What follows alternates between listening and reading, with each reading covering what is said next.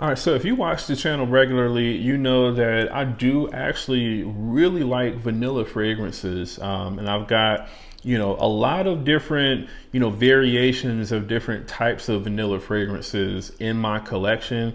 It's just, a scent profile that, or a type of note anyway, that really for me, it is something that my nose just kind of gravitates towards. And so what I have here is a top 10 list of vanilla fragrances for, kind of all year round. So I have some fragrances that I feel like are actual, good choices for like, wearing vanilla fragrances in the summer, some for the fall, some for the spring, some for the winter. So we're going to be going over that. And just to get started, I'm going to start the list off with, I would say, the most expensive or most kind of high quality scent on this list. And this is going to be from Nishane, and this is Nishane's Ambra Calabria. All right, so Ambra Calabria, what this basically is it's a very sort of like green sort of scent when you first spray this on. So you're not going to get, you're not going to be met immediately with vanilla with this scent. You're going to be met with these really strong green notes. This has the same sort of strong opening that you get with most Nishane scents. So you're definitely going to get blasted, I would say, for sure, with those green notes. But then after the green notes, you then start to get like this mix of like citruses. I believe it's like lemon citrus, along with like some vanilla and amber. And the way that it comes across, it just smells really amazing. This is definitely one of those fragrances, like I said, that you would want to wear in more kind of warmer weather for sure. I think obviously, you could probably wear this one all year round, but at least for me anyway, this really shines, best when you wear it in like warmer weather, in my opinion. It just smells very high class, very kind of elegant, but at the same time, I don't feel like this is a fragrance that you could only wear like dressed up or anything like that. I do still think that this is still a very nice kind of casual style scent, but it's just very unique. Now, to me, it does. I would say if I'm going to compare this to something, I would compare it to Creed Sublime Vanille. But even still, this isn't going to smell exactly like that at all, because again, it has a much more sort of green, earthy sort of smell to it, in the initial opening.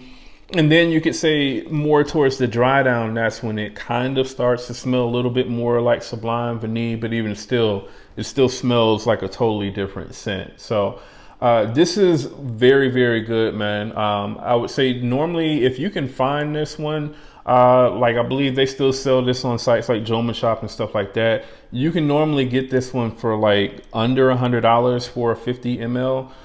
Which to me is a very good price for the quality and the performance that you get with this. This is going to be a fragrance that's going to last all day long, and it's going to give you beast mode projection. So again, check out Ambra Calabria from Nishane. All right, so the next one on the list is from Mercedes-Benz, and this is Mercedes-Benz Club Black. So basically what this is this is a vanilla scent that starts off very kind of fresh and citrusy from bergamot, and then it kind of turns into like a smoky, incensey, slightly kind of powdery, vanilla scent.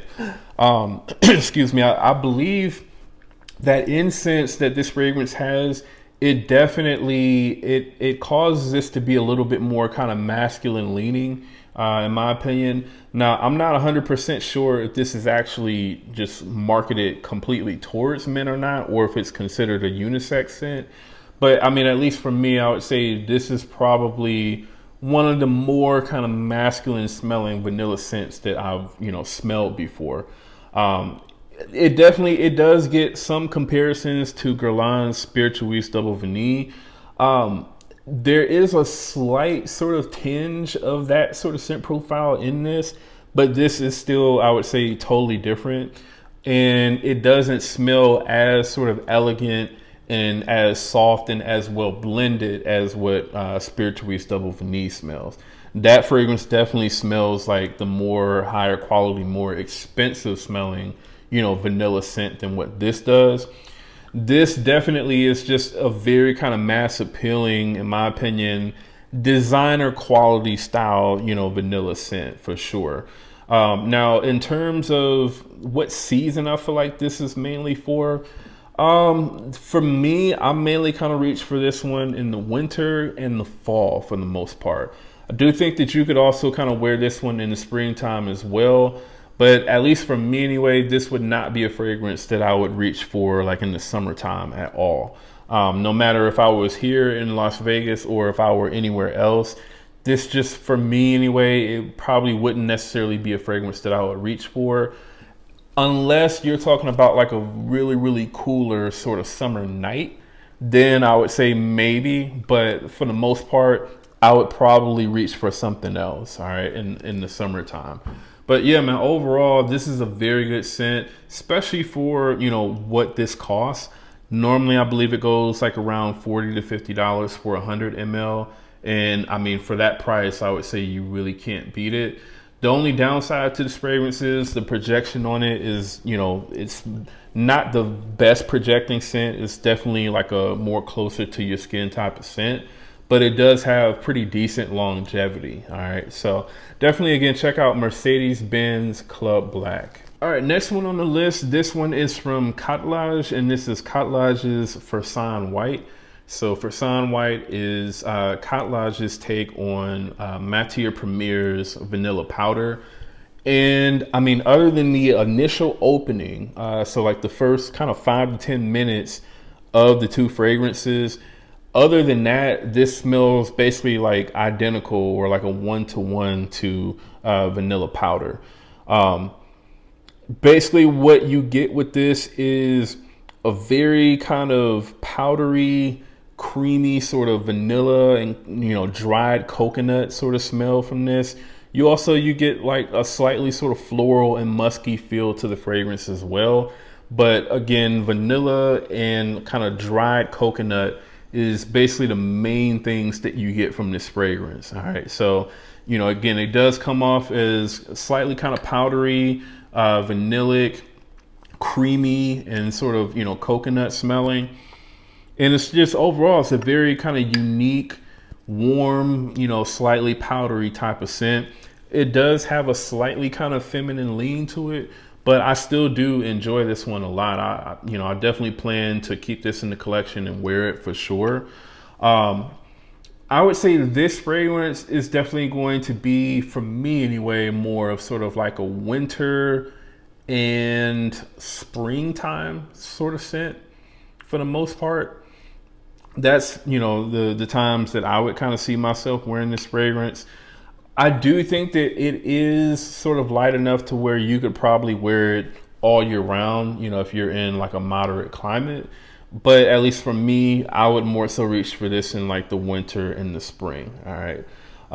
Performance on this is pretty decent, like around 7 to 8 hours or so. Not as good as the Matière Premier in terms of the longevity, but in terms of like the projection, it's basically identical to the Matière Premier. So you are going to get pretty moderate projection for like the first hour and a half or so. And then it does start to die down a little bit. But overall, man, this is, a really, really good interpretation of Vanilla Powder from Matière Premier. This is like $40, I believe is what I paid for this fragrance. The Matière Premier is like almost $300. So, almost 10 times more. And like I said, outside of those initial 5 to 10 minutes in the opening where the Matière Premier has like this heliotrope note that this does not have, outside of that, the two fragrances smell identical to me. So again, check out Fursan White from Cottelage. Next one on the list, this is from Valentino. This is part of their Born in Roma sort of scent line, and this is Born in Roma Intense. So Born in Roma Intense is a very simple but really, really amazing smelling fragrance. It's basically like lavender, vanilla, and I believe like some woods is what this has for the most part. And I mean the lavender and the vanilla are, you know, kind of mixed in to this fragrance. I just really enjoy it a lot, man. It's a very kind of clean, warm, fresh, and again woody style scent that I believe, you know, at least for me anyway, I'm more so kind of reached for this one more so like in the winter time for the most part, because it does come off as being very kind of like dense and concentrated smelling. So this to me is a lot more denser than what something like the original Born in Roma is, or like Born in Roma Coral Fantasy. This is going to be a lot more denser and thicker than what those fragrances are, and not as, I would say, diffusive, but this is actually stronger overall than what those fragrances are because of just the nature of how this fragrance comes across. So again, I mean, if you're looking for like a fresh fragrance, I would say that has, you know, like a slightly sort of vanillic, warm sort of feel to it, and also has like a woody backbone to it that you can wear, I would say more kind of like in the winter and spring, then this would definitely be, you know, the choice for you, in my opinion. Is Valentino's Born in Roma Intense, man. Performance, like I said, on this is crazy. It definitely projects like a beast for at least like the first 2.5 hours or so, 2.5 to 3 hours. And I easily get over 12 hours every time I wear this fragrance. So really, really a beast mode performing designer fragrance, man. So check out Valentino's Born in Roma Intense. All right, so the next one on the list, this one is from French Avenue, and this is Luscious from French Avenue. So this is their take on Kayali's Yum Pistachio Gelato 33. And even though pistachio is obviously the main thing that you get from this fragrance, this also does have a lot of kind of like light, airy sort of vanilla in this fragrance as well.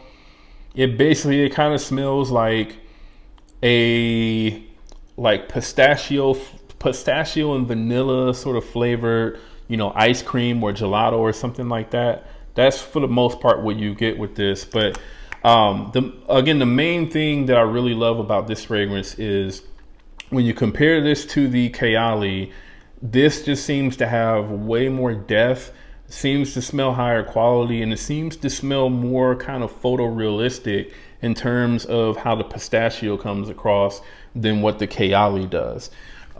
This also is stronger overall in strength than what the Kayali is. So I also really enjoy that about this one as well. This is just, it's a very underrated fragrance from French Avenue for sure, man. Obviously the other fragrances that are kind of like in this similar line, like the Liquid Brune and Azur Oud and Coco Morado, those are more so the fragrances that get, you know, more kind of publicity, I guess you could say. But I feel like more people probably need to be talking about this fragrance. I was a little bit apprehensive about picking this one up because it was a pistachio, you know, based fragrance. You know, it definitely, when I first sprayed it on, wasn't necessarily something that I loved. But as I've worn this fragrance more and more, again, that mixture of the really sort of light, airy sort of vanilla, the slight kind of florals that are in this, along with the pistachio, it just makes for a really, really nice scent, man. And I mean, I think had the vanilla not been in this fragrance, I think this would come off as smelling really weird.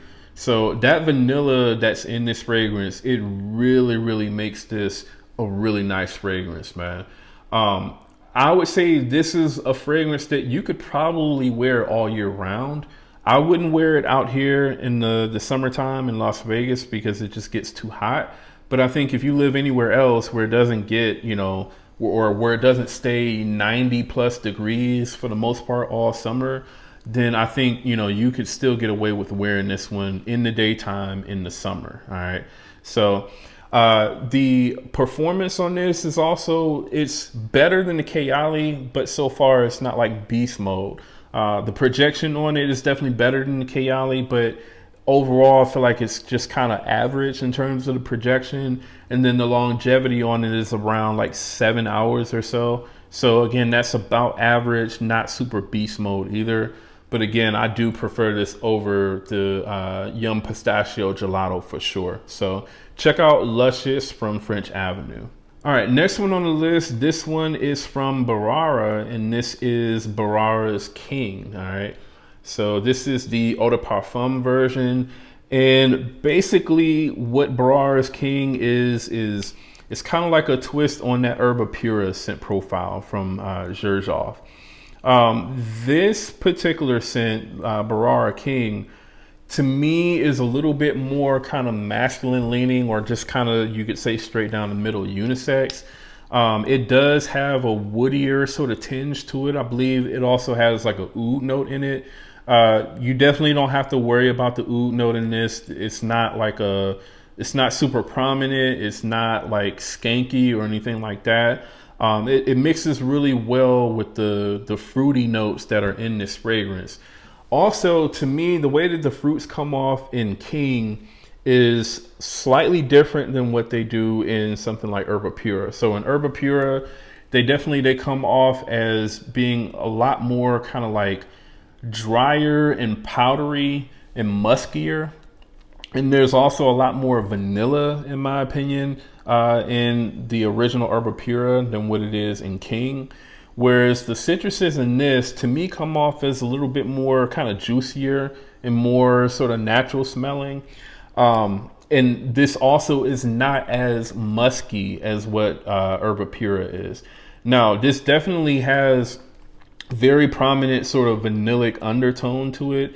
The vanilla in this is, you could say, kind of slightly powdery and musky, but again, nowhere near as powdery and musky as what it is in something like Herba Pura. And so as a result of that, this doesn't come off as like suffocating as what, Herba Pura does. That fragrance can really be suffocating, nauseating, cloying. This fragrance doesn't come off that way at all to me. And I've never really felt like when I've worn this that I like oversprayed it or anything like that. Whereas Herba Pura, when you spray that fragrance on, like maybe if you go over 3 sprays or so, like you really feel like you oversprayed that fragrance. That's not the case with this at all. And like I said, it is very, very similar overall to that scent profile. I just think it's a little bit more kind of, masculine leaning than what Herba Pura is, whereas Herba Pura is a little bit more feminine leaning. All right. So performance wise, this is also still very good. You're going to get at least, over 10 hours of total longevity with this. And projection wise, the projection on it is going to be decent, but it's not going to be as good as what Herba Pura is.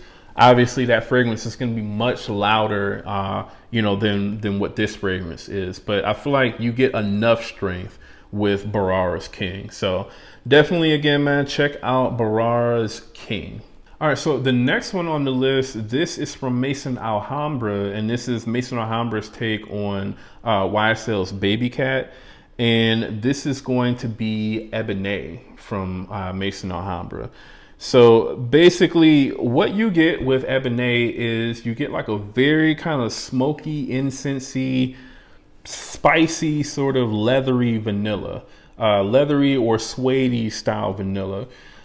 This fragrance, Ebene, it smells extremely close to the original Baby Cat. In my opinion, it does smell closer than what something like Rafaqat did from Paris Corner. Rafaqat, to me, it didn't have as much incense or as much black pepper in the initial opening as what Baby Cat did. This, to me, has slightly more than what Baby Cat does. But, I mean, I would say overall, this is definitely the closer scent to Baby Cat than what Rafaqat is for sure. And surprisingly, this actually smells a little bit more higher quality than what Rafaqat does. Rafaqat to me is mainly just vanilla for the most part. So the vanilla is definitely more prominent in that fragrance than some of the other aspects of Baby Cat. And to me, this is definitely more kind of accurate. Now, for the performance on this is okay. I believe normally every time I wear it, I get about 7 hours or so. I definitely get more with Baby Cat for sure. And then the projection on it, the projection is about the same, I would say, as Baby Cat for the most part. Now, for when I would wear this to me is just strictly kind of like a winter style scent. You know, I think obviously you could wear this in other times of the year, probably definitely like the fall and the spring. But at least for me anyway, I mainly reach for this in the winter time. All right. So definitely, again, man, check out Ebene from Maison Alhambra. Next one on the list, this one is from Lattafa, and this is a part of their their Badi Al Oud line. This is Lattafa's Badi Al Oud Honor and Glory. All right. So Honor and Glory, this is basically, it's pineapple, it's spices like I believe ginger and turmeric, and it's vanilla and moss, basically, is what you get with this. The pineapple in the initial opening is very juicy and sweet. It's very much the kind of star of the show when you first spray it on. And then as it starts to transition, then that's when you start to get into those spices like the turmeric and the ginger. The vanilla is, for the most part, the entire time something that you smell. And it's it's not like a powdery vanilla. It's kind of like a very fresh style vanilla. Is the way that it comes across in this fragrance. And I really, really think that that's one of the best parts of this fragrance. I do kind of wish that the pineapple was something that kind of stuck around for a little bit longer in this fragrance, along with that vanilla. But yeah, man, the way that the vanilla comes across in this is very, very nice. Like I said, it's not powdery. It doesn't smell, in my opinion, like feminine or anything like that. To me, this is a very kind of unisex style scent. And it's just, to me, it kind of comes off as like a pineapple upside down cake infused with vanilla, and, you know, has like a really kind of like spicy sort of ice cream on top of it. Like, that's basically what I get from this, man. Performance on it is also very good as well. I'm talking at least, 8+ hours of longevity, and the projection on it is actually very good for about the first hour and a half or so. This one to me would be a fragrance that I would more so kind of gravitate towards in the spring, in the fall, and I mean, I would say maybe in the winter time, but this doesn't necessarily have that much sort of like push to where, I would say it would be like the best choice in like a place where it actually gets super cold. So like I would say if you live somewhere where it gets below like 50 degrees regularly in the winter time, then I probably wouldn't reach for this. In the winter time out here, obviously it doesn't really get that cold. So I can wear this one with no problem in the wintertime here. But definitely if we're talking about places where it gets, 30, 20, 10 degrees or less, then this is probably not going to be one that I would reach for in the wintertime. All right. So again, definitely check out Lattafa's Badi Al Oud Honor and Glory. Next one on the list, this one is Asad Bourbon from Lattafa. And this to me is the best Asad fragrance that is in that particular line. Basically what you get with this is you get like fruity notes, I believe, from like plum up top with this one. So you get like a really nice fruity opening, and then it starts to turn into a very kind of spicy, vanillic and woody type of scent, man. This is, like I said, my favorite Asad fragrance within that line. I've smelled the original Asad. I still have that bottle. I've had Lattafa's Asad Zanzibar, and then obviously I have this one, Asad Bourbon. This to me is definitely the one that I would reach for the most out of all of the Asad fragrances in that line. It just, for me anyway, it smells the best. It does smell similar to something like Nitro White from Dumont. Not exactly the same. This is definitely, to me, more kind of mature smelling, more complex, and more higher quality smelling. And it also is not as sort of thick as what Nitro White is. Believe it's due to the fact that Nitro White has like a honey note in it that's very prominent, whereas this one, like I said, is more kind of heavier on like spices, woods, and that really nice sort of vanilla note that you get in this. It doesn't have any sort of boozy note to it, which that's something that I was a little disappointed with it being called Asad Bourbon. But I think overall, this is still the best Asad fragrance that they've released. I would say this is going to be one of those fragrances that you could still wear all year round, especially if you live in, I would say, anywhere other than like this really hot Las Vegas desert. This would still be a fragrance that I would still say that you could wear on like a summer night. And you could wear any other time of the year as well, including the winter. So definitely, man, again, check out Asad Bourbon from Lattafa. All right, and then the last one on the list, this one I don't have a full bottle of, but I do actually plan to get a full bottle of this fragrance.